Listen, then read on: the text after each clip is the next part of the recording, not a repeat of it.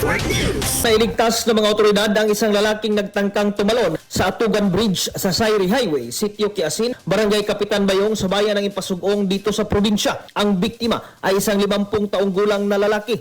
Ayon sa report ng mga otoridad, isang concerned citizen na dumaan sa nasabing tulay ang nagpaabot ng impormasyon hinggil sa biktima na nasa gilid ng tulay at kinakatakutan na baka tumalon. Dahil rito, agad na nirespondihan ng pulisya ang insidente at matagumpay na napigilan ang biktima. Sa isang video post ng isang netizen, makikita na kahit hinahawakan na ng mga otoridad ang turong lalaki, nagpupumiglas pa rin ito. Matapos ang insidente, dinala sa kustodiya ng Impasugong Municipal Police Station ang nasabing individual at sinasabing personal na problema ang tinuturong dahilan. Ang Atugan Bridge sa bayan ng Impasugong dito sa Bukidnon, ang pangalawang pinakamalalim na tulay sa Pilipinas na may habang 64.5 meters. Kasama mo sa RMN DX MB Malaybalay at ng 95.3 IFM News Bukidnon, Matika, Radjuman Mark ni Kabalo. Tatak, RMN RMN Network News.